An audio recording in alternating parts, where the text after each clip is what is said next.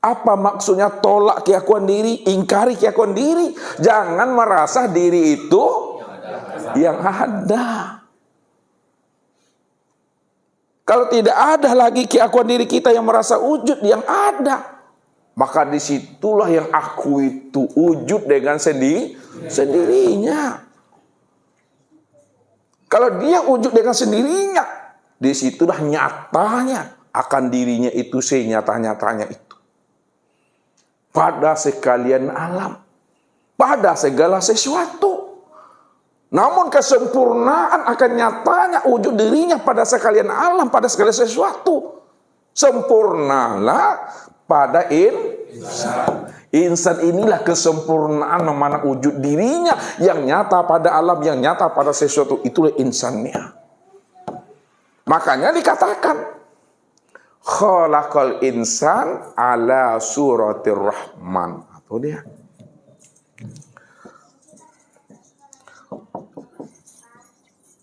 Khalaqal insan ala suratir rahman.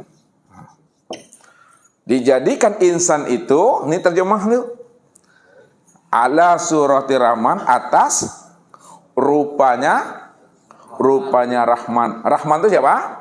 Allah Tuhan. Kalau Ar-Rahman itu Allah, yang Allah itu udah nyata lah itu pada insan tuh. Makanya al-insanu siri wa anasirahu. Insan itu rahasiaku dan akulah insan itu. Kalaulah aku yang insan itulah rupanya Ar-Rahman aku tuh. Itu maksudnya. Maka hadis yang lain juga menjelaskan tentang Adam itu. Apa bunyi hadisnya tuh, Pak Ardi? Wa khalaqa Adam ka surah. Dan dijadikan Adam itu sesuai dengan gambaran dirinya. Itu Adam. Apa maknanya Adam itu diciptakan sesuai dengan gambaran dirinya? Apa makna Adam itu sebenarnya? Arti Adam itu apa? Adam itu artinya tiada.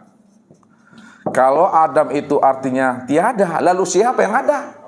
Yang ada itu Allah. Kalau Allah yang ada, maka Allah itulah yang Adam itu yang sebenarnya. Adam itu yang aku itu yang Adam. Esa dah tuh dah. Ya. Itu maksudnya tuh. Adam berapa hurufnya tuh? 3. Alif dal mim. Alif apa maknanya? Allah. Dal dalil. Mim Muhammad. Apa maknanya Adam tuh? Allah. Allah dalil Muhammad. Itu maknanya. Maksudnya Allah itu diriku. Itu maksudnya. Sedangkan Muhammad itu wujud diriku. Dan Adam itu dalil nyata bukti akan aku. Disitulah katakan Allah dalil Muhammad. Allah itu betul-betul nyata pada Muhammad. Itu yang Adam tuh. Allah tuh dalil Muhammad, Allah tuh bukti, Allah tuh nyata, Allah tuh kezahiran yang nyata pada Muhammad itu. Makanya kesempurnaan memandang Allah, Muhammad dan Adam itu yang disebut insan. Insan kamil mukamil itu orang yang dah mengenal tuh dah. Ya. Kalau belum mengenal, belum insan dia, orang baru tuh. Ya, baru katakan seorang insan, seorang insan. Alun insan itu. Ya.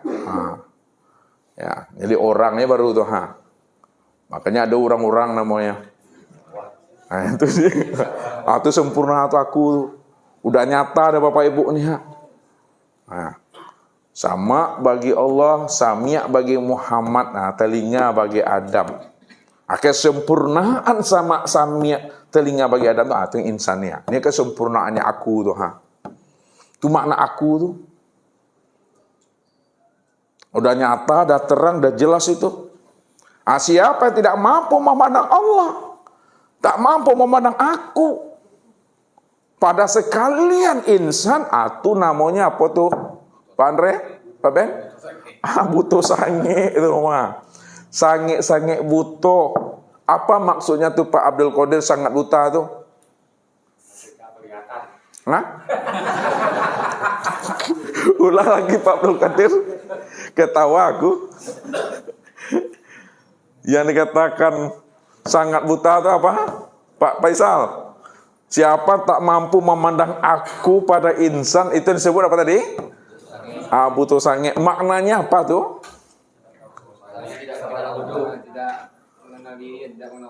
Tuh dia tuh. Sudah jelas Allah tuh dah wujud, dah nyata, tak juga nampak Allah. Itu buta yang hakiki itu. Apa ayatnya tuh? Buta yang hakiki itu. Siapa yang buta di dunia, buta di akhirat.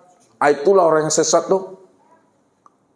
Siapa yang tidak menyaksikan aku di dunia, maka dia tidak akan menyaksikan aku di akhirat.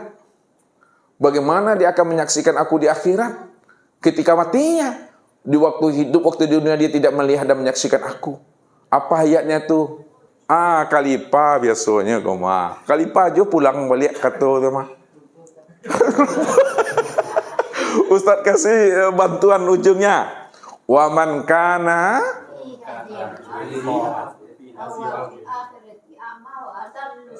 Alhamdulillah, selamat Ibu Toma.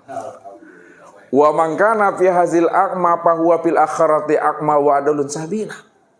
Barang siapa yang tidak mengenal aku waktu di dunia, maka dia tidak mengenal aku di akhirat. Itu yang sebenar-benar buta itu. Jadi buta yang hakiki itu tidak mengenal Allah, yang tidak menyaksikan Allah, yang tidak bermusyahadah dengan itu yang buta hakiki itu. Bagaimana dia akan menemui Allah di akhirat? Kalau di dunia dia tidak menemui Allah. Padahal Allah yang ditemuinya itu yang di akhirat adalah Allah yang ditemuinya waktu di dunia. Diri sendiri yang sudah nyata pada diri insan. Yang insan tuh keha. Tuh saja le tuh. Ndak juga apa hati butuh sange itu mah.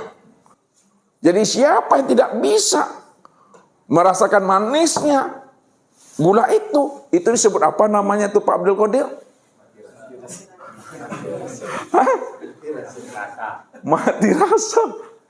Mati rasa. Orang yang tidak bisa merasakan kehadiran Allah pada dirinya, hati mati rasa. Orang yang tidak melihat Allah pada hati butuh sange itu. Sekarang Ustaz turunkan kajinya ke bawah. Kita bicara mati rasa. Siapa yang tidak bisa merasakan kehadiran Allah pada dirinya, itu seberapa tadi? Mati rasa. Sekarang bagaimana kita bisa merasakan kehadiran Allah pada diri? Ini turun ke tarekat tuh. Mana yang dikatakan rasa Tuhan pada diri itu? Lihat nih rasa. Nih Ustaz antarkan Bapak Ibu belan-belan. Tapi Bapak Ibu yang menjawabnya.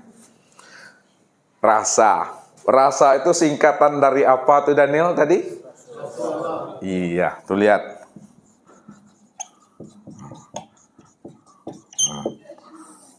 Rasulullah itu disingkat dengan apa? Ya. Sekarang Bapak Ibu mesti mampu merasakan Allah itu pada diri.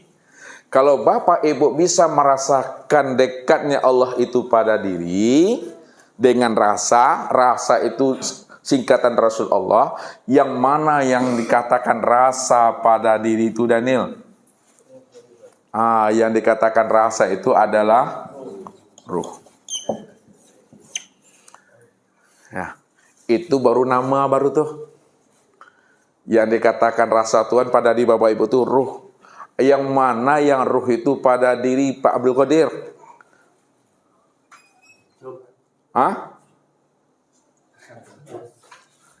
Yang hidup, hayat.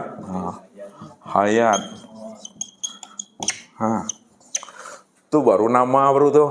Mana yang hidup, yang hayat tuh pada diri Pak Abdul Qadir? napas. Boleh, nggak apa-apa. Mana yang nafas itu pada di Pak Abdul Qadir? Itu yang nyawa. Nyawa. Apa makna nyawa? Nyata, wujud Allah. Tuh dia tuh. Jadi nyawa itulah yang nafas. Nafas itu yang hayat. Hayat itu yang aru itu yang dikatakan Rasul Allah. Rasul Allah itu sih gak ada rasa. Itu yang Allah katakan, qad ja'akum rasulun min anfusikum. Ini ayatnya. Qad ja'akum rasulun min anfusikum. Telah datang kepada kamu seorang rasul. Rasul itu apa tadi? Rasa. Rasa itu apa? Ruh itu apa? Ayat itu apa? Nafas apa? Telah datang kepada kamu seorang Rasul Allah min anfusikum, dari dirimu sendiri. Wa'lamu anna fikum Rasulullah. Itu dia. Ketahuilah bahwa di dalam dirimu itu ada Rasul Allah. Jadi mengenal Allah, menemui Allah dengan rasa. Itu yang katakan rasul dibawa nanya, preso dibawa teo rasul yang dirasoi. Jangan Bapak Ibu hanya mampu menyebut hidup, hayat. Ya. Tapi Bapak Ibu tak mengenal yang hidup dan hayat itu. Payah mencari si hidup, payah mencari si hayat. Padahal setiap detiknya bernapas. Tuh dia. Jangan kita seperti ikan mencari apa? Ikan mencari air. Kalau ikan itu tidak hidup, dia di mana hidupnya memangnya? Air kan? Kalau dia tidak di air, pasti mati dia. Kita payah mencari ruh, payah kita mencari si hayat. Padahal setiap detiknya dia keluar masuk tuh dia tuh, yang si hayat tuh. Itu maksudnya tuh. Ada sempurna Bapak Ibu. Begitulah kita memahami itu. Maka orang yang sudah kenal sejati dirinya, orang yang sudah kenal seakmal dirinya, yaitu Allah, maka inilah sebenarnya orang yang benar-benar mendapatkan petunjuk itu. Ya. Jadi orang yang benar-benar mendapat petunjuk adalah orang yang telah menemui Allah pada dirinya. Tinggal pembuktian lagi. Kalau dia telah mengenal Allah, dia telah menemui Allah yang wujud pada dirinya, maka nampaklah pada amalannya. Ya. Nampak pada Muhammad nih, iya.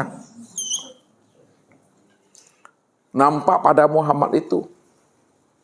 Karena Muhammad itulah tanpa memandang nyatanya wujud diri itu Tuhan. Sekarang kesempurnaan memandang nyatanya wujud Tuhan yang disebut Muhammad, sempurnalah pada Adam.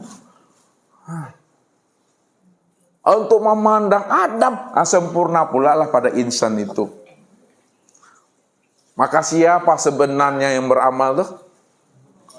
Ya Allah tuh. Siapa sebenarnya yang berzikir tuh? Siapa sebenarnya yang wiritan itu? Allah. Siapa sebenarnya yang menyembah dan memuji?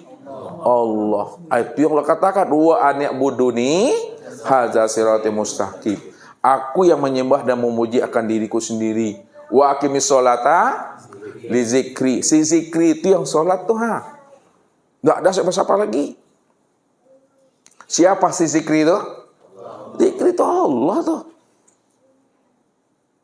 Disitulah Allah menjelaskan, kif ya Muhammad ana rabbaka usolli. Berhentilah engkau hai Muhammad yang mengatakan engkau yang sholat, akulah Rabbmu yang sholat tuh. Karena dia cuma yang ada itu. Itu maksudnya. Inilah sebenarnya yang dikatakan sebenar-benarnya hidayah, sebenar-benarnya petunjuk itu. Inilah yang juga dikatakan diri yang telah berkulima. Diri berkulima itu diri yang telah mengenal dan menyaksikan Allah Muhammad pada diri sendiri. Rupa Adam yang disebut rahasia insan itu. Itu sempurnanya. Pegang itu Bapak Ibu. Ya, pegang are-are dengan iman memegangnya, dengan iman memenci itu Jangan bimbang, jangan ragu. Makanya jangan ditolak dan diingkari wujud Allah itu yang sudah nyata pada diri. Kalau ditolak juga, tolaklah akan wujud kita. Tolak dan ingkarilah akan keakuan diri kita. Nah, kalau Bapak Ibu tidak mau menolak dan mengingkari akan dirinya, maka tidak akan pernah dia bisa berjumpa dan mengenal Tuhan itu. Tolaklah dan ingkarilah diri kita yang tidak pernah ada. Diri kita yang tidak wujud. Ketika itu yang wujud, yang ada adalah Allah. Siapa yang telah mengenal Allah, ketika itu kala lisanahu. Apa artinya itu? Keluh lidahnya itu apa maknanya keluh lidah itu? Diam. Diam bagaimana?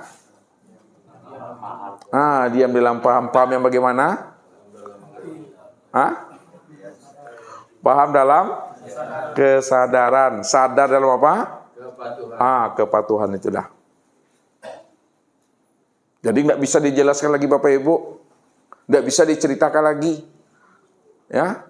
Kalau dijelaskan juga, apalagi tanpa tak paham dia, tanpa tak jelas lagi. Jadi Allah itu jangan diceritakan, jangan dijelaskan juga lagi itu. Itulah maknanya Allah itu tak bisa disebut, tak bisa dijelaskan. Itu yang Allah tuh. Kalau dijelaskan dia bersifat. Bagi Bapak Ibu sudah paham, walaupun dia bersifat, namun hakikatnya dia tiada bersifat. Inilah yang dimaksudkan ma yakhruju baina syafatain ilal isyrati wal iktibar.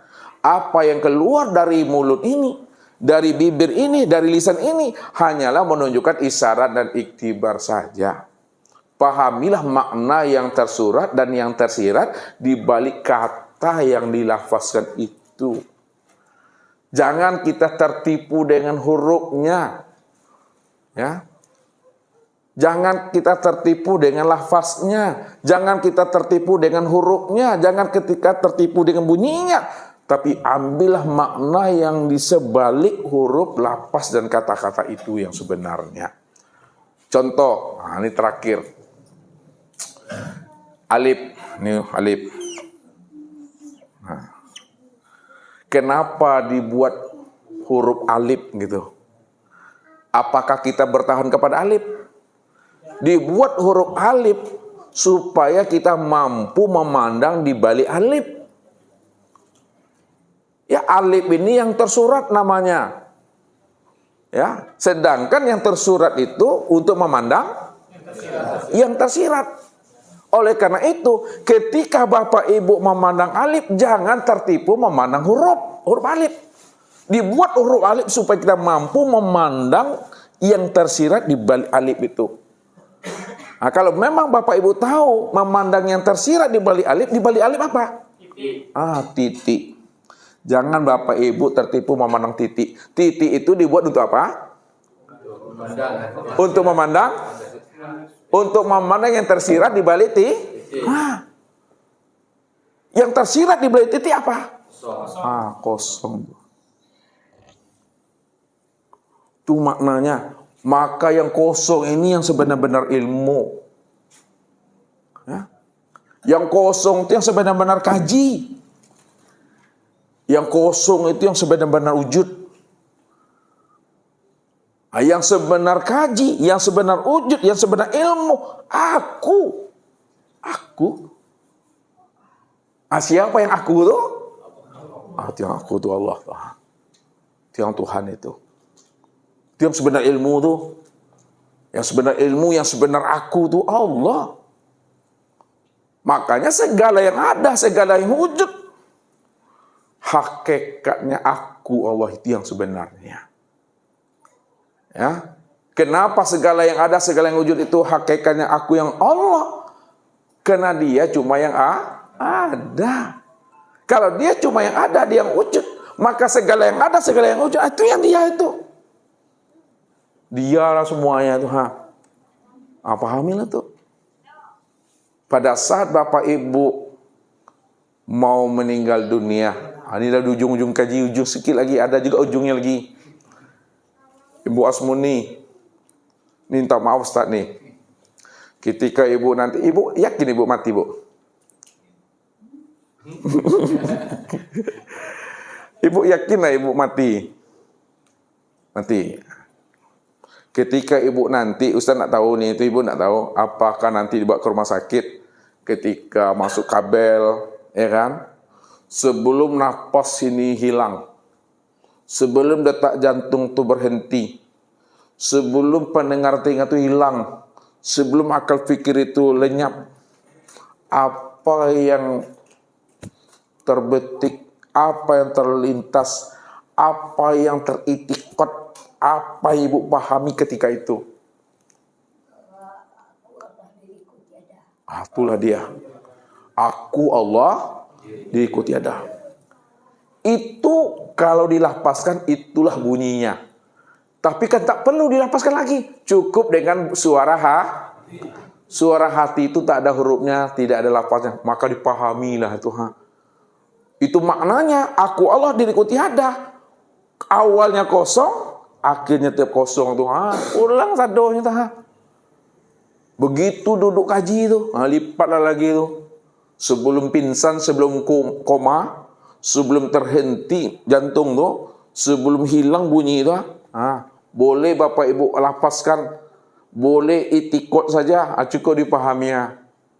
Aku Allah, diriku tiada. Udah lepas semuanya, tidak ada lagi kita itu. Itu ya kepasrahan itulah. Memulangkan diri itu kepada awalnya, kepada semula jadinya. Itu yang sudah dalam kulimah itu dah. Makanya Ustadz tadi katakan di awal mukadimah, sebelum kita menyatakan la ilaha illallah, kan begitu? Sebelum kita mengatakan aku Allah, diriku tiada, kita sudah mengenal apa yang kita sebut tuh. Kita sudah menyaksikan apa yang kita nyatakan itu. La ilaha illallah. Kan begitu? Sebelum kita menyatakan la ilaha illallah, tidak ada yang wujud, yang melihat, yang mendengar, yang berkata, yang mengetahui, berkuasa, berkehendak dan hidup melainkan Allah. Lihat dulu Allah tuh, kenal dulu, saksikan dulu, rasakan, pahami. Sudah paham, baru nyatakan la ilaha illallah. Baru dilapaskan. Kalaupun tidak dilapaskan, apakah tidak nyata Allah tuh? Sudah nyata dia. Dilapaskan, inilah menjadi dakwah, menjadi ilmu dia. Sebagai syiar supaya orang paham. Cukup. Maka pulangkanlah kulima itu kepada asalnya. Bagaimana Bapak Ibu memulangkan kulima kepada asalnya sampai tidak ada kata dan suara lagi? Lihat. Habis ini sadaqallahul azim. Kan ini kalimatnya nih. Ya. Memulangkan kalimat la ilaha illallah tuh, pulangnya kemana tuh? Ini petang naik berjenjang turun. Memulangkan kalimat la ilaha illallah, kemana kembalinya Daniel? Allah. Nah, ini kalimah. Iya, kepada Allah. Kalimah la ilaha illallah itu pulangkan kepada Allah. Kepada Allah. Kalimah Allah pulangkan kemana? Kemana? Kepada hu apa? Hu all. Coba pahami lagi, ya. Kalimah la ilaha illallah itu kembalikan dia kepada Allah. Allah lah. Kalimah Allah pulangkan dia kepada hu all. Hu Allah, kan yang tinggal hu nih hu Allah itu artinya dianya Allah, itu terjemah maknanya aku Allah. Udah tahu maksudnya huwa tuh, makna hakikat huwa. Lihat nih. Nih lihat hakikat huwa. Kan ini kosong nih tadi. Yang kosong itu kan Tuhan. Yang disebut Rabbul Izzah. Sekarang dia ingin dikenal kan itu? Ingin dilihat. Maka dia lihat nih titik yang aku itu wujud kan wanya. Yang aku itu yang kosong nih tadi kan. Karena dia ingin dikenal, dia wujud. Ini dia, kenal dia titik di kanan. Aku wujud. Siapa yang aku wujud itu namanya? Itu dia. Makanya maknanya aku Allah. Tuh, hu Allah tuh. Turun naik napas tuh. Pulangkan hu Allah tuh kemana? Kepada hu. Hu itu apa maknanya?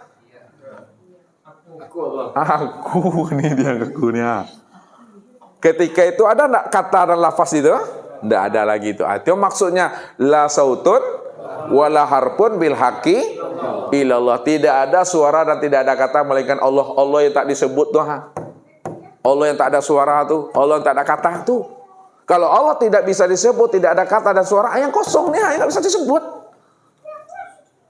Makanya pulangnya kulimah la ilaha illallah, Allah Allahu kembali dia kepada kosong. Tuh, ini aja paham aja lah gitu. Mau dituntun orang la ilaha illallah, alhamdulillah. Namanya itu.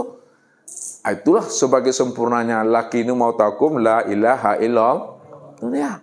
Talkinkan olehmu orang yang akan mati dengan kalimat la ilaha illallah. Tapi kita dah paham. Ya, jangan menyebut, tapi paham kita yang Allah yang disebut tuh. Itu maksud Ustaz tuh. Itu yang disebut akhir kalam tuh. Man kana akhirul kalamihi la ilaha illallah dakhalal jannah. Siapa yang di akhir kalamnya? Maksudnya siapa yang sudah mengenal Allah, yang sudah nyata pada dirinya, itu yang katakan akhir kalam, itu yang surga tuh. Bigairin hisab, tidak ada hisabnya tuh. Lipatlah tuh tangan tuh. Itu yang sempurna Bapak Ibu. Mungkin ini saja Bapak Ibu sudah sempurna. Inilah hakikat petunjuk yang sebenar-benarnya itu Bapak Ibu. Itu saja mungkin ya. Mari kita coba untuk bermusyawarah dan tanya jawab. Mudah-mudahan malam ini betul-betul hujan lebat dah turun pada malam hari ini. Billahi taufiq wal hidayah. Wassalamualaikum warahmatullahi wabarakatuh.